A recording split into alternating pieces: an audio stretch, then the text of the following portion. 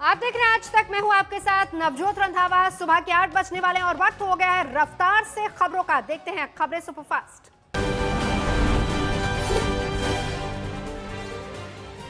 सुशांत सिंह राजपूत और रिया चक्रवर्ती का नया वीडियो सामने आया है। वीडियो में सुशांत और रिया के अलावा एक तीसरा शख्स भी दिखाई दे रहा है।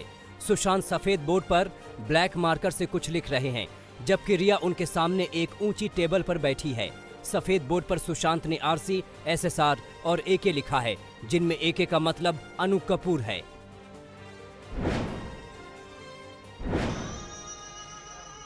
सुशांत सिंह राजपूत और रिया का ये नया वीडियो कब का है, इसकी कोई जानकारी नहीं है, लेकिन वीडियो में रिया का होने का मतलब साफ है कि ये 1 से 2 साल से ज्यादा पुरानी तस्वीर नहीं हो सकती है। वीडियो के बैकग्राउंड में नुसरत फतेह अली का मशहूर गाना ये जो हल्का हल्का सुरूर है बज रहा है। सुशांत भी बेहद खुश मिजाज दिख रहे हैं।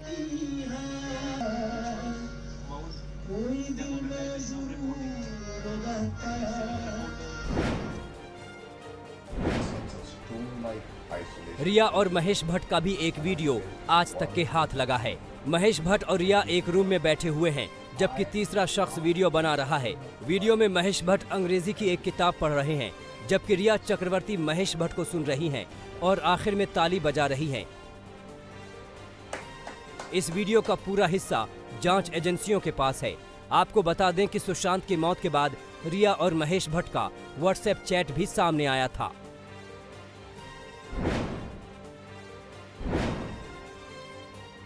सुशांत सिंह राजपूत के बैंक खाते से जुड़ी बड़ी जानकारी आज तक के हाथ लगी है, जिसके मुताबिक 13 जून यानी अपनी मौत से ठीक एक दिन पहले ही सुशांत ने अपने अकाउंट से पैसों का ट्रांसफर किया था। 13 जून को सुशांत ने अपने कुछ गेम्स के लिए 29,000 रुपए की पेमेंट की थी।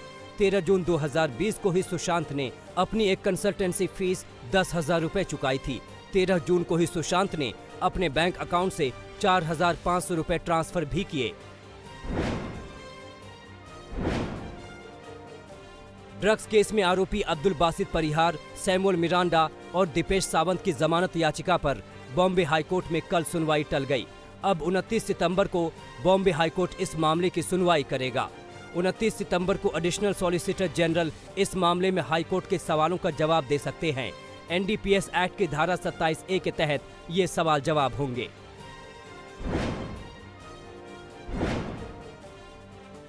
सुशांत मौत केस में सुपरस्टार सलमान खान, करण जौहर और आदित्य चोपड़ा समेत 8 हस्तियों को बिहार के मुजफ्फरपुर कोर्ट में पेश होने का आदेश जारी हुआ है। जिला अदालत के आदेश के मुताबिक इन सभी को खुद या वकील के माध्यम से अपनी पेशी 7 अक्टूबर तक कोर्ट में सुनिश्चित करनी होगी। मुजफ्फरपुर के वकील सुधीर ओझा ने सुशांत की मौत के बाद मुजफ्फरपुर CJM कोर्ट में 17 जून को परिवाद दाखिल किया था और इन सभी को सुशांत की मौत के लिए जिम्मेदार ठहराते हुए IPC की धारा 306, 504 और 506 के तहत शिकायत दर्ज करवाई थी।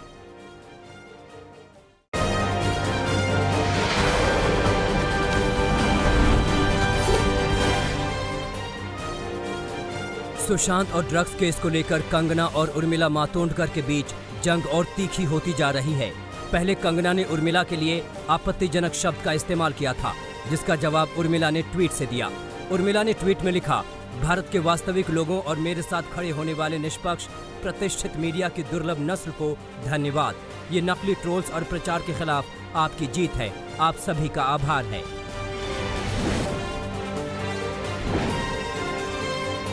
कंगना रनौत ने अपने नए ट्वीट में खुद का जुड़ाव राजस्थान से भी माना है। कंगना ने लिखा है कि मैं खुद को राजस्थान का महसूस करती हूँ, क्योंकि क्षत्रिय एक जाति नहीं गुण है। क्षत्रियों का वैभवपूर्ण इतिहास और उनका बलिदान मुझे उत्पीड़न के खिलाफ संवेदनशील बनाता है।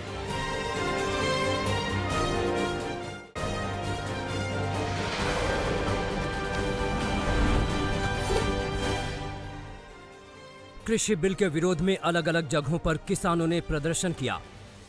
गाजियाबाद में मेरठ हाईवे पर किसानों ने विरोध प्रदर्शन करते हुए मेरठ हाईवे पर कब्जा जमा लिया। किसान यहां कृषि बिल का विरोध कर रहे थे और मोदी सरकार के खिलाफ लगातार नारेबाजी कर रहे थे। गाजियाबाद की ही तरह हरियाणा के करनाल में भी किसानों ने जोरदार प्रदर्शन किया। पंजाब में भी किसानों का प्रदर्शन जारी है। मुक्तसर में कृषि विधेयक के खिलाफ किसानों ने हल्ला बोला।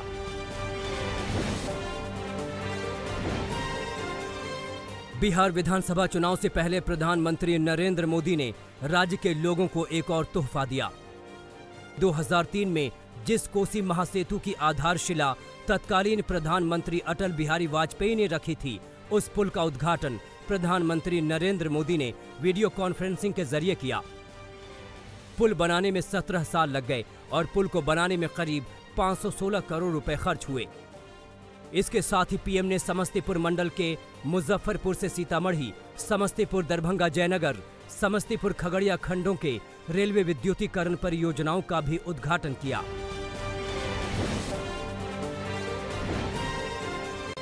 कोसी नदी पर कोसी रेल महासेतु का उद्घाटन प्रधानमंत्री नरेंद्र मोदी ने किया तो सहरसा, कोसी और मिथिला के लोग खुशी से झूम उठे।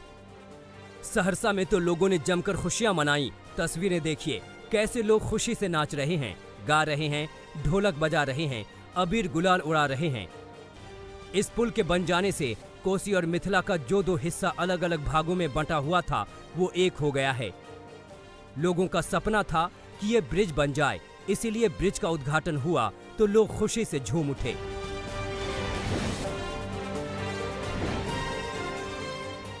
भारत चीन तनाव के बीच रक्षा मंत्री राजनाथ सिंह ने हाई लेवल बैठक की। इस बैठक में राष्ट्रीय सुरक्षा सलाहकार अजित डोभाल और सीडीएस भी शामिल हुए। इस मीटिंग में वास्तविक नियंत्रण रेखा के ताजा हालात पर चर्चा की गई। विदेश मंत्री एस जयशंकर भी इस बैठक में मौजूद थे। बैठक में एलएसी पर तनाव और तैयारियों पर चर्चा की गई।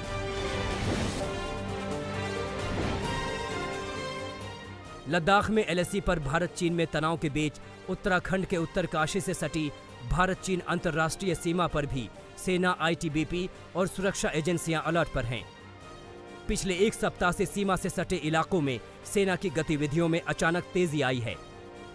सेना के साथ भारतीय वायुसेना भी सीमा पर लगातार नजर रख रही है। वायुसेना के हेलीकॉप्टर और जहाज नेलांग घाटी में बॉर्डर इलाके का हवाई निरीक्षण कर रहे हैं। उत्तरकाशी जिले के सीमावर्ती गांव में रहने वाले पूर्व सैनिकों ने भी जरूरत पड़ने पर एक बार फिर से देश के काम आने की बात कही है।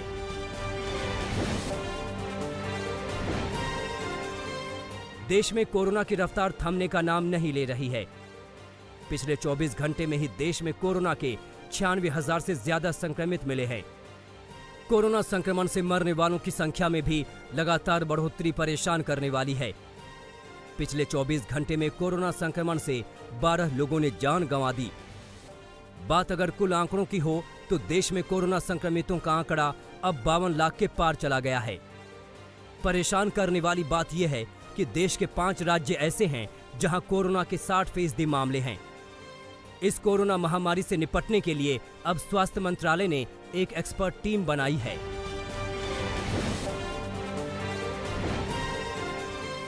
कोरोना की सबसे भयानक मार महाराष्ट्र पर है। महाराष्ट्र में पिछले 24 घंटे में 24,000 से ज्यादा नए संक्रमित मिले हैं। वहीं सिर्फ 24 घंटे में ही 468 लोगों ने कोरोना संक्रमण से अपनी जान गंवा दी है। बात अगर कुल आंकड़ों की हो तो अकेले महाराष्ट्र में कोरोना के 11,45,000 से ज्यादा कोरोना संक्रमित हो गए हैं।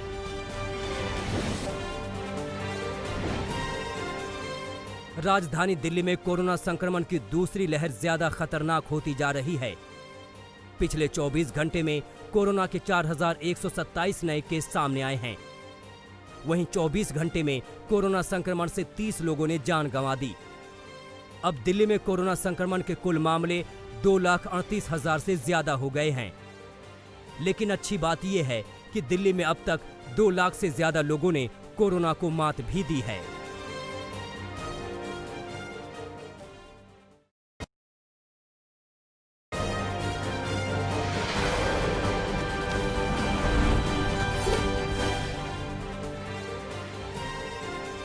पश्चिम बंगाल में मूसलाधार बारिश अब जानलेवा बन गई है। बारिश के बाद वर्धमान जिले के अंडाल में खांद्रा गांव में दीवार गिरने की वजह से एक नाबालिग लड़की की मौत हो गई। कल देर रात से ही आसनसोल दुर्गापुर इलाके में बारिश हो रही थी, जिसमें घर में सो रही सौमी मजूमदार पर दीवार ढह गई। मृतक सौमी 7वीं की छात्रा थी।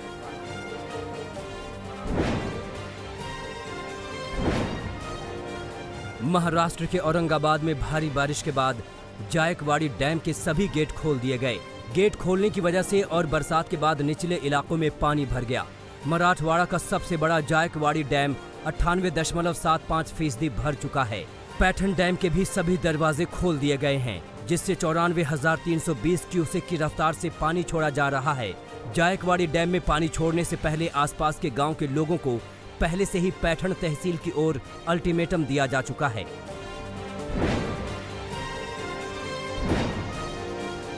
कर्नाटक के कलबुर्गी में भी पिछले कई दिनों से भारी बारिश हो रही है। हालात लगातार खराब होते जा रहे हैं। बरसात की वजह से अफजलपुर के सुन्ना बैराज में पानी का स्तर लगातार बढ़ता जा रहा है। आसपास के गांव में भी लोगों में दहशत है।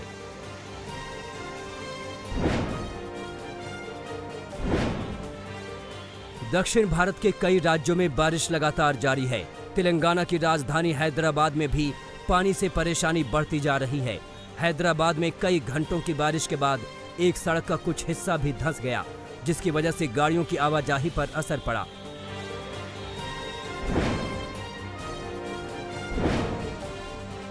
अरुणाचल प्रदेश में भी कुदरत का कहर टूटा है। पिछले 2 दिनों में बादल फटने की कई घटनाओं से लेपारादा जिले में हाहाकार मच गया है। जिले के मुख्यालय शहर बसर में बड़े हिस्से में पानी भर चुका है। फसलों को भी भारी नुकसान पहुंचा है। नदियों में पानी का लेवल भी खतरे के स्तर से ऊपर हो चुका है।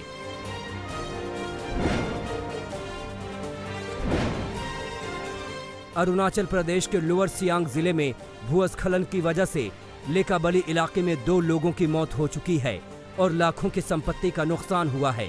बसर और लेकाबली शहर के बीच ईगो नदी पर बना पुल भी फ्लैश फ्लड की वजह से बर्बाद हो गया।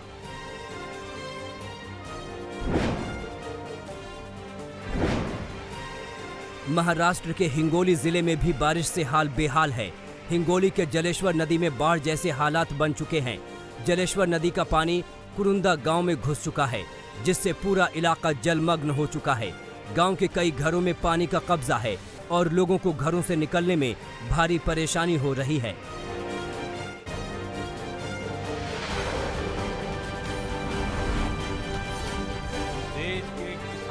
कृषि बिल का विरोध करने वालों पर प्रधानमंत्री नरेंद्र मोदी ने करारा हमला बोला है। प्रधानमंत्री ने कहा कि विपक्ष नहीं चाहते कि किसानों के जीवन में बदलाव हो। पीएम नरेंद्र मोदी ने कहा कि लोकसभा में ऐतिहासिक कृषि सुधार विधेयक पारित हुआ है, लेकिन वो लोग किसानों की रक्षा का ढिंढोरा पीट रहे हैं, जो दरअसल किसानों को अनेक बंधनों में जकड़ कर रखना चाहते हैं। वो लोग बिचौलियों का साथ दे रहे हैं या कहें कि किसानों की कमाई को बीच में लूटने वालों का साथ दे रहे हैं। प्रधानमंत्री ने कहा कि जितना काम किसानों के लिए कभी नहीं हुआ था, ये इन 6 सालों में हुआ। मौजूदा विधेयकों का जिक्र करते हुए पीएम ने कहा कि इससे किसान सभी बंधनों से मुक्त हो जाएगा और वो अपनी फसल खुद उगाकर अपनी कमाई बढ़ाएगा। कृषि बिल को लेकर कांग्रेस नेता राहुल गांधी ने नरेंद्र मोदी सरकार को घेरा। राहुल गांधी ने ट्वीट किया कि किसान का मोदी सरकार से विश्वास उठ चुका है, क्योंकि शुरू से मोदी जी की कथनी और करनी में फर्क रहा है। नोटबंदी, गलत जीएसटी और डीजल पर भारी टैक्स। जागृत किसान जानता है कि कृषि विधेयक से मोदी सरकार बढ़ाएगी अपने मित्रों का व्यापार और करेगी किसान की रोजी रोटी पर वार। कृषि बिल को लेकर पूरा विपक्ष सरकार के विरोध में आकर खड़ा हो गया है। बीएसपी सुप्रीमो मायावती ने कहा कि बिल की शंकाओं पर चर्चा के बिना ही विधेयक पास कर दिया गया। तो वहीं उत्तर प्रदेश के पूर्व मुख्यमंत्री और समाजवादी पार्टी के मुखिया अखिलेश यादव ने कहा कि ये किसानों को उद्योगपतियों के हवाले करने वाला विधेयक है। आरजेडी नेता तेजस्वी यादव ने भी बिल का विरोध किया। उन्होंने कहा कि इस बिल से नहीं होगा किसानों का भला।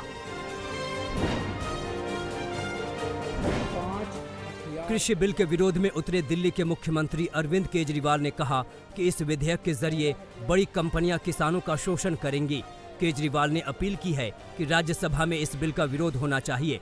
अरविंद केजरीवाल के अलावा कांग्रेस नेता दिग्विजय सिंह ने भी कृषि बिल का विरोध किया है। उन्होंने कहा कि किसानों को सीधा फायदा मिलने का रास्ता सरकार ने बंद कर दिया। अब मंडियों के अंदर कॉरपोरेट घराने अपनी घुसपैठ बनाएंगे। भारतीय किसान यूनियन के नेता राकेश टिकैत ने भी कृषि बिल का विरोध किया है। राकेश टिकैत ने कहा कि ये बिल किसान विरोधी है। इस बिल से जमाखोरी तो बढ़ेगी ही, साथ ही मंडियों पर ताला लग जाएगा। वहीं केंद्रीय मंत्री प्रकाश जावड़ेकर ने बिल पास होने पर खुशी जताई और कहा कि इस बिल की वजह से मंडी की मजबूरी से किसान आजाद होगा। वहीं शिवसेना ने भी कृषि बिल का विरोध किया है। माना जा रहा है कि राज्यसभा में शिवसेना कृषि बिल का विरोध करेगी।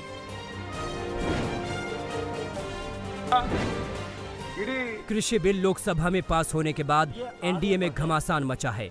केंद्रीय खाद्य प्रसंस्करण मंत्रालय से इस्तीफा देने के बाद हरसिमरत कौर बादल ने कहा कि किसानों का भरोसा जीतने में सरकार नाकाम रही है। हरसिमरत कौर बादल ने कहा कि मैं लगातार किसानों की बात केंद्र तक और केंद्र की बात किसान संगठनों तक पहुंचाती रही, लेकिन शायद मैं सरकार को अपनी बात समझाने में विफल रही। उन्होंने कहा कि अध्यादेश बनने से पहले जब ये मेरे पास आया था तो मैंने ये कहा था कि किसानों के मन में इसे लेकर शंकाएं हैं, इन शंकाओं को दूर करना चाहिए। राज्य सरकारों को भी विश्वास में लेकर ऐसी कोई कार्रवाई होनी चाहिए। ये विरोध मैंने मई में दर्ज कराया था।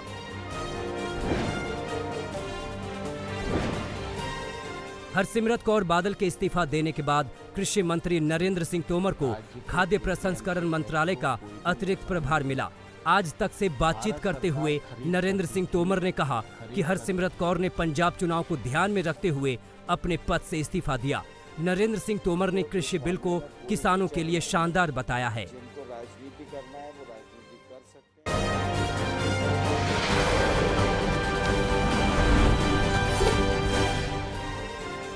स्थायी नौकरी की मांग पर झारखंड की राजधानी रांची स्थित ऐतिहासिक मोहराबादी मैदान में डटे सहायक पुलिस कर्मियों को खदेड़ने के लिए पुलिस ने लाठीचार्ज कर दिया।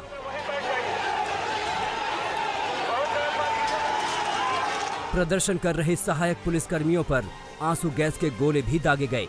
इसमें कई सहायक पुलिसकर्मी घायल हो गए।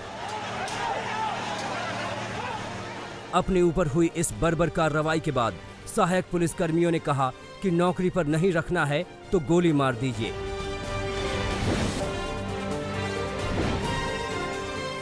मध्य प्रदेश के छिंदवाड़ा के पूर्व विधायक चौधरी गंभीर सिंह और कांग्रेस के युवा नेता बंटी पटेल के नेतृत्व में चौरई में एसडीएम कार्यालय में प्रदर्शन हुआ। इस दौरान जमकर नारेबाजी की गई।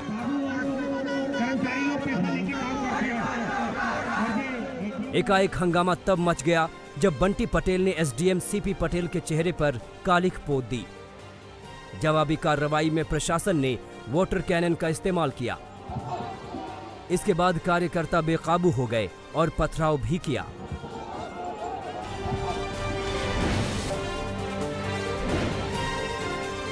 कन्नौज में दिव्यांग से पुलिस की बदसलूकी का वीडियो सामने आया है।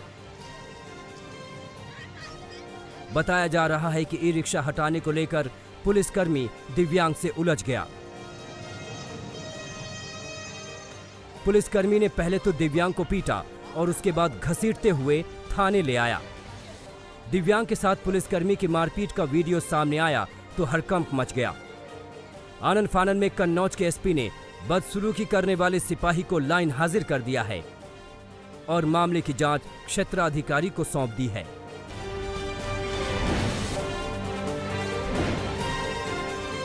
बिजनौर में डेयरी की आड़ में गौकशी के धंधे का खुलासा हुआ है। सूचना के आधार पर 3 थानों की पुलिस ने छापेमारी की और मौके से 6 लोगों को गिरफ्तार किया। आरोपियों के पास से पशु काटने वाले हथियारों के साथ तमंचा भी बरामद किया गया है। बताया जा रहा है कि गौकशी का यह धंधा बिजनौर के कीरतपुर नगर पालिका के चेयरमैन और समाजवादी पार्टी के नेता अब्दुल मन्नान चलाता था। छापेमारी के बाद अब्दुल मन्नान फरार है। पुलिस ने यहां से 6 पशुओं को भी जब्त किया है।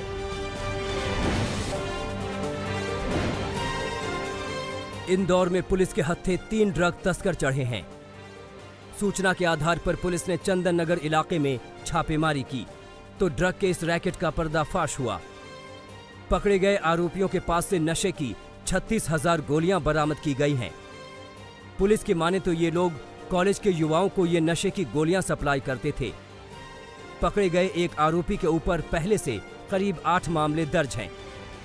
पुलिस ने एनडीपीसी एक्ट के तहत इन पर मामला दर्ज कर लिया है और इनके बाकी के साथियों की तलाश में जुट गई है।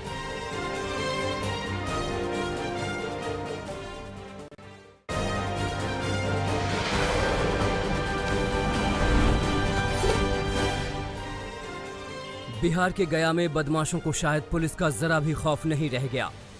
ऐसा इसलिए क्योंकि यहाँ लगातार आपराधिक घटनाएं हो रही हैं। यहाँ एक जगह रिवॉल्वर की नोक पर एक ज्वेलरी शॉप से बदमाशों ने लाखों रुपए के आभूषण लूटकर फरार हो गए। गया के डेल्हा थाना अंतर्गत वैभव ज्वेलर्स में आए लुटेरे ग्राहक बनकर दुकान में घुसे और फिर पिस्तौल दिखाकर लूटपाट की। गया में ही एक घर से लुटेरों ने 10 लाख रुपए का सामान चोरी कर फरार हो गए।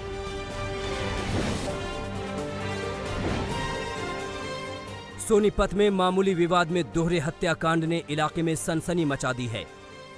खबरों के मुताबिक सोनीपत के गन्नौर इलाके में यह घटना हुई। बताया जा रहा है कि शराब पीने को लेकर दो पक्षों में मामूली कहासुनी हुई थी, जिसमें चाचा भतीजे की धारदार हथियार से हत्या कर दी गई। इस जानलेवा हमले में 2 लोग गंभीर रूप से घायल भी हुए हैं। वहीं हत्या के मामले में पुलिस ने 5 लोगों को गिरफ्तार कर लिया है और आगे की कार्रवाई कर रही है।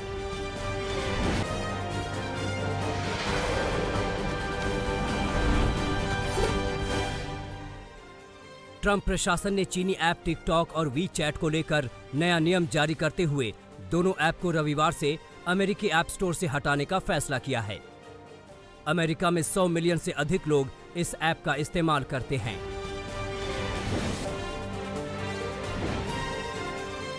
अमेरिका के राष्ट्रपति डोनाल्ड ट्रंप ने विस्कॉन्सिन में रैली के दौरान बड़ा ऐलान किया। उनका ये ऐलान कोरोना संकट की मार झेल रहे किसानों को राहत देने को लेकर है। ट्रंप ने किसानों के लिए $13 अरब के राहत पैकेज की घोषणा की है।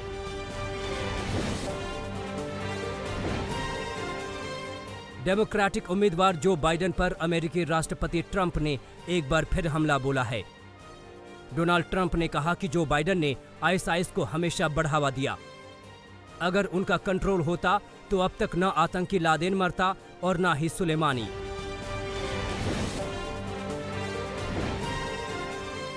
रूस के विपक्षी नेता अलेक्सी नावेल्नी केस में आरोप प्रत्यारोप का दौर जारी है। इस बीच क्रेमलिन ने कहा कि नावेल्नी के होटल से पानी की बोतल को हटाया गया, जो बड़ा सबूत बन सकता था। मामले में जर्मनी समेत कई पश्चिमी देशों ने जहर देने की पुष्टि की है।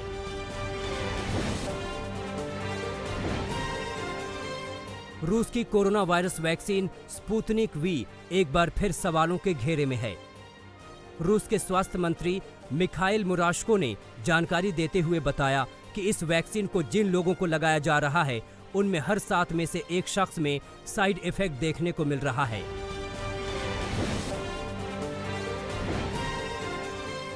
इराक के नजफ इलाके में एक अमेरिकन अंग्रेजी स्कूल को निशाना बनाकर विस्फोट किया गया। ब्लास्ट इतना तेज था कि स्कूल की दीवारें फट गईं। माना जा रहा है कि यह ब्लास्ट स्कूल में इराकियों को अंग्रेजी भाषा का पाठ पढ़ाने को लेकर किया गया है।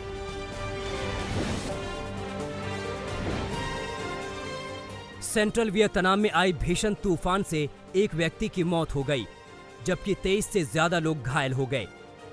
तेज हवाओं के साथ भारी बारिश हुई, कई जगह पेड़ गिर गए, कई घरों की छतें उड़ गई।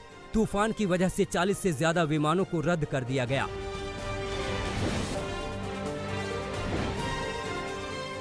दुनिया भर में कोरोना वायरस का कहर जारी है। कोरोना संक्रमितों की संख्या 3 करोड़ 4 लाख से ज्यादा हो गई है, जबकि 9,51,000 से ज्यादा लोगों की मौत हो चुकी है।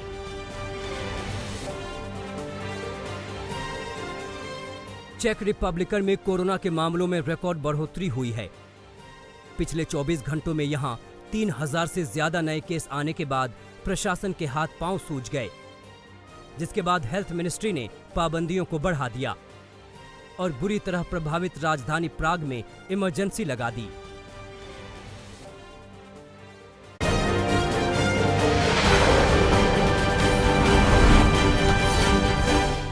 नमस्कार, मैं हूं अंजना ओम कश्यप। हमें उम्मीद है ये वीडियो आपको पसंद आया होगा। लेटेस्ट खबरों के लिए यूं ही देखते रहिए आज तक और इस वीडियो के पसंद आने पर लाइक, शेयर एंड सब्सक्राइब करना ना भूलें।